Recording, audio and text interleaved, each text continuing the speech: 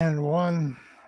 My friends, welcome back to the broadcast. It's Bradley J. Today we're with Judith Kalaora, who is founder of a thing called History at Play, and it is awesome. I'm not kidding you.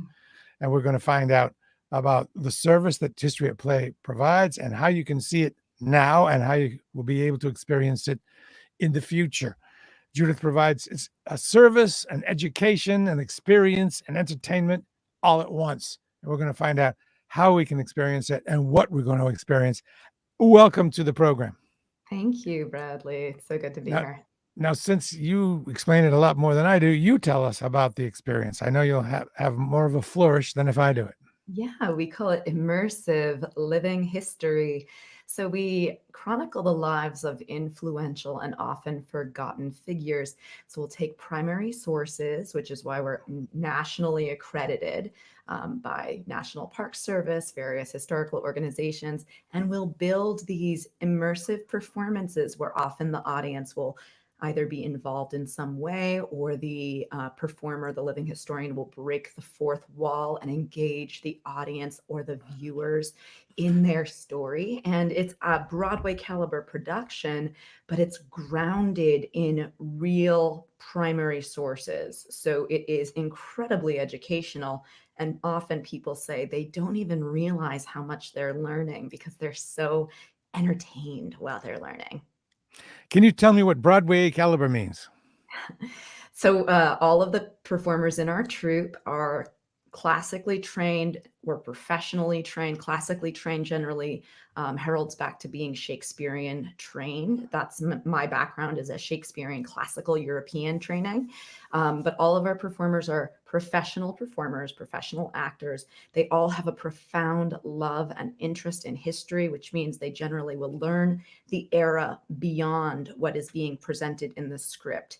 And that's important because all of our programs are followed by a Q&A or an audience talk back. So you can ask the living historians, the actors, what you want to know about that era that may not have been included in the story. Otherwise, Broadway means professionally designed sets. So our sets include either vintage or handmade items that are akin to the historical era. And what we're both known for is our costuming, which is always historically accurate, either handmade or vintage purchased. I want to get the connection out there multiple times during this talk that we're having.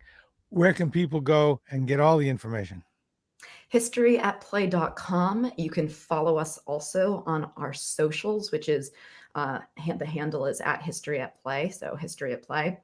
That's Twitter, Instagram, TikTok, Facebook, you name it. We're on all of them. And we also have a really good YouTube channel. So you can watch some of the clips of our programming. We had to shift to a virtual format with COVID. We were actually the first company nationwide to do so. So the Boston Globe and Associated Press took note of the fact that our entire repertoire was converted into virtual programming. So historyatplay.com will give you a lot of information, and Facebook is where we also list our events. So when we're done here, go to historyatplay.com, people, and get more information. This is something that's super cool. You know, I do a lot of interviews with historians, Bob Allison and Anthony Samarco, and more. And this takes it a step further. This is an immersive historical experience. How do you choose your characters? There are so many. What are the factors that go into the character choice?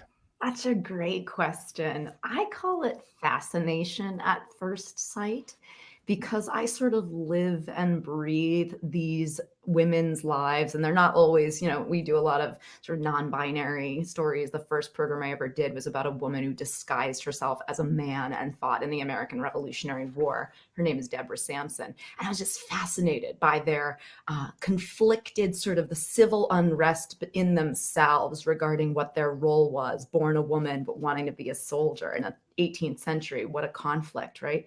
So these folks that I find to be fascinating because I have to really immerse myself in their lives. If I get bored when I read about them, I know that I won't be able to do them justice.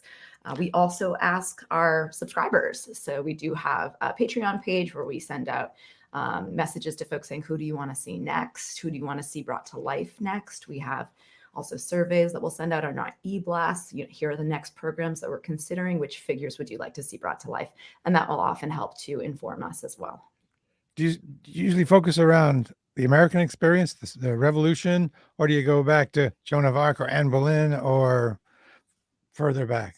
Yeah, we actually featured Anne Boleyn on our pay-per-view series that we had. It was called Paper Hap. We did it for 2 years when COVID began, and we had guest artists, living historians from all over the world, live streaming on Friday evenings. And one of our guests was a United Kingdom living historian who portrays Anne Boleyn, and it was one of our most popular programs. So we had Queen Victoria and Prince Albert. We had Albert Einstein. So we had folks that portray people who hail from all over the world. I personally, in my programming, portray Hedy Lamarr, who was an Austrian, Viennese-born film star, but she also invented spread spectrum technology, which is like the basis of all wireless secure communication. So I have my affinity is toward interesting and often forgotten stories. It is not necessarily toward one country or one ethnicity or another. We try to keep it diverse. Tell me about the challenges of putting on these spectacles. Oh, these days, or like going back 11 years ago, 12 years ago? Well, let's say in the best circumstances, not with COVID, but okay. Let's assume that we get back to some semblance of normality. Yeah. So one of the venues, for example, I performed as Christa McAuliffe. And so she, for those of you who don't remember, she was named the teacher in space, but she was really an educational pioneer. And she did a lot for the world of sort of just experiential learning. And I have a certain stage depth and stage width that I require for that program. It has a pretty extensive set. It's a large set. And I gave that dimensions to the venue liaison. And then they said, oh yeah, no problem. We have that space. And I got to the venue and it was this like tiny little library, and the entire dimensions of the building was what I had asked for the stage space.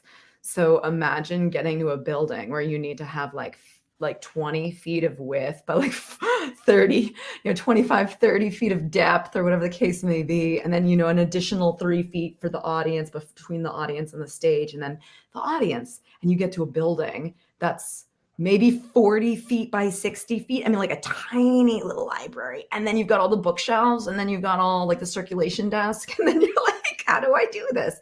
Took us an extra 45 minutes to set it up because it was a 2-floor library. So we had to split the stage between one floor and another floor, and we were able to do it. And the audience was just thrilled that we were able to come to their community and bring them this story. Who tends to like your events?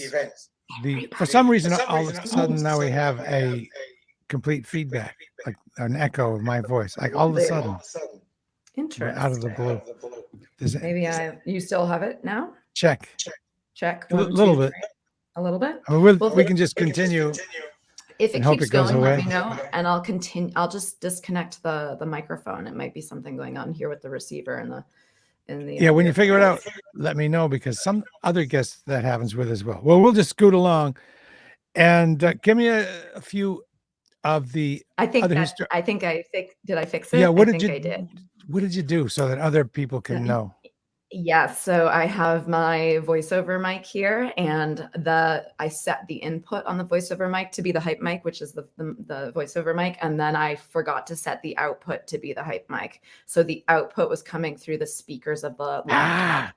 So plugging in your headphones does not automatically take care of the I thought it did. Yeah, it doesn't. And you got to set the output to headphone. Exactly. Okay, folks, that's good to remember. Yeah. And other guests. Now we have which historical figures have you done? You've mentioned a couple, but there are more. Oh gosh, I have like 16 present in the repertoire. Do you yourself, you focus on female characters? It's always a female character? I mean, I guess you have to because you're a female. Well, unless you want to portray Henry Knox lugging the cannon from Ticonderoga. It's so funny that I have a friend who portrays Henry Knox. I wouldn't put it past me to portray someone who is non-binary, which I would consider Deborah Sampson, the first woman that the first figure, just to avoid using specific gender, words. The first figure I ever portrayed was a person who I identified the need to not be a woman in order to live the life that they needed to live. And so I think in that way, I'm not bound necessarily. If you saw me at, from one day to the next, I look like a 14-year-old boy. And then if I put on some makeup, I look like a 30-something-year-old woman. So it's like, for me, gender has always been very fluid. And I think that, I'm often drawn to characters that have that sort of similarity. But more of our characters that I have approached over the years have been women who are generally dealing with some sort of social or political obstacle. So whether it is, a war for independence, like Deborah Sampson fighting in the Revolutionary War, or Lucy Stone, who's fighting, who's protesting against, slavery and will ultimately become a leader in this women's suffrage movement. Or then like Hedy Lamarr, who's got like this incredible life as a Hollywood star, but she's bored all the time because her brain is so fascinating and she's not getting any fascinating parts in Hollywood. So she's like constantly inventing things. We also have, as I mentioned, Christa McAuliffe, who I don't think she's really she's one of the few characters that I think is she's not really conflicted from a gender political. She is often involved in school integrations. And so, during the 1970s, they were doing forced integrations of students from African-American neighborhoods into white neighborhoods. And she taught in a predominantly African-American neighborhood in Maryland. And when they took her students out of her school in the middle of the year, it was like crushing for her because she had developed such a bond with these kids. So everyone's dealing with conflict in some way. The next program we're doing is Princess Diana. So that'll debut this year, June. So it's historyatplay.com if you want to go and see when the next performance is and find out how to see it. And you can also tell us when the next performance is and how to see it. Yeah. So the next performance that we're doing is a virtual performance, obviously, given the limitations of the world right now. We feel that's a little safer. It's the 36th anniversary of the Challenger shuttle launch, the final launch of Challenger, which we know is a tragically ill-fated launch. And that program is called Challenger Soaring with Christa McAuliffe, and that is approved by the McAuliffe and the Corrigan families. Corrigan is Christa's maiden name. That program is really like a scrapbook of history through the eyes of an educational pioneer. So it's all, all are welcome. You can go onto historyatplay.com, click the tab that says events, and then you can actually just purchase tickets directly from the link there. Princess Diana debuts in June. It's called Diana of Love, and that'll debut in South Windsor, Connecticut, and then we'll go on a national tour. So we haven't quite nailed down the dates. Now this could be long, the answer to this question. Tell me about the journey from being a kid to doing this excellent thing that you do now, to History at Play. You were always a performer. I'm guessing you had an extroverted family who were probably performers. That's just a guess. Maybe not. And but now you evolved to this super interesting place. Tell me about that journey.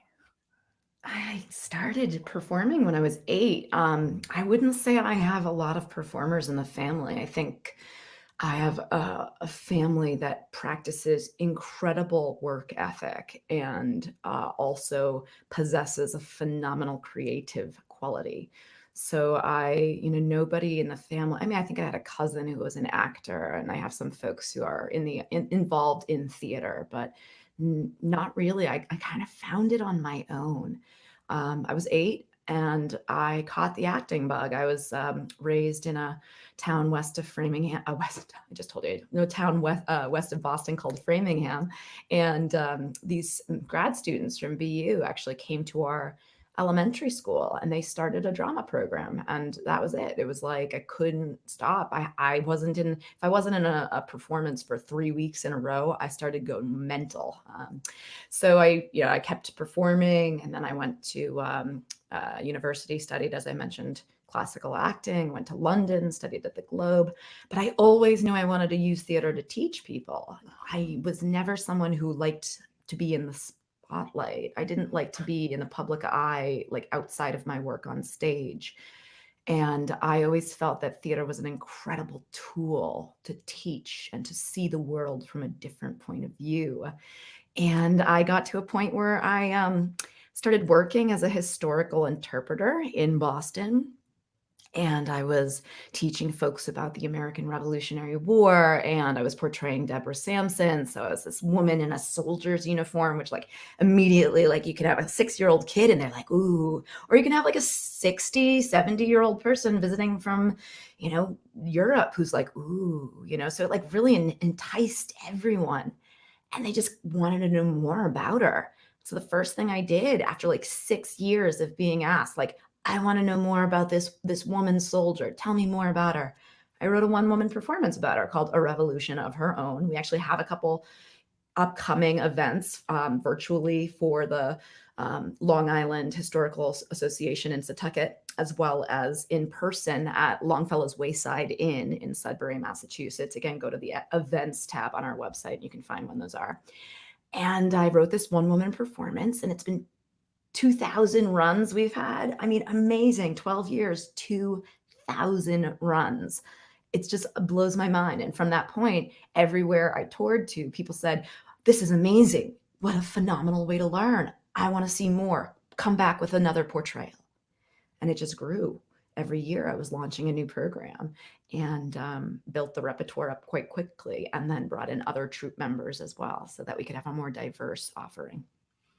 So, folks, if you want a bit of excitement and color and a very gray landscape, gray in all ways, cold outside, and we're all hunkered down because of COVID. If you want a little bright spot in there, you may want to sign up to see the Christa McAuliffe version of what Judith does. What's the name of that event again? That's called Challenger Soaring with Christa McAuliffe. It's on January 28th, which is actually the 36th anniversary of the launch. It's at 7:30 p.m. The Zoom room will open at 7:15. We always begin our programs with 15 minutes of like historically inspired music to get folks in the mood, set the tone. And we feature the original musical stylings of a band that's based in the Boston area. And so you can enjoy Zoe Knight Zoe Knight and Mythical Beasts is the name of the band. They're wonderful. Check them out online. And then the program itself is a little over an hour, and then followed by Q&A. And folks who have seen it, like Christa McAuliffe's sister, for example, actually said, quote, when we closed our eyes and listened, it was as though Christa were in the room with us. So that was pretty much the best compliment you can get from Christa McAuliffe's sister. That must make you feel very good, for lack of a better word. It must make you feel solid inside. Yeah, I'm definitely a bit of an impressionist, I would say, but I don't really like that. What I do is so much more encompassing because there's so much research involved in their life. But I really try to feature the conversational styles. So like Christa has this like very New England accent. So she'll be like, her vowels are really rounded and she's always sort of talking like this. And it's like, if you watch videos of her, you'll be like, wow, she had such a fun voice. She was always very, very giddy and excited. So it's trying to mix that that style of speaking with her physical like characteristics as well.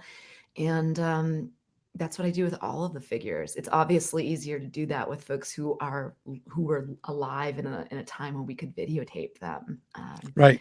So you might want to sign up now. It's History at Play. That's historyatplay.com, right? Yeah, and then go to events. Yeah, that's it. You got it. Then go to events, and you'll find our upcoming events listed there. Yeah. Well, I really thank you for your time, and I want you to stay warm today. If you watch this in the future, this was done on a super cold day, like 9 degrees. You forget how cold can be.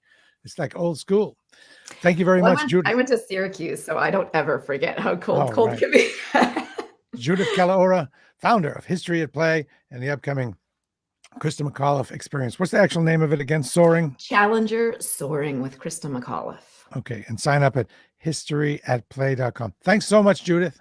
Hi, thank you so much, Bradley. Talk to you soon. Bye.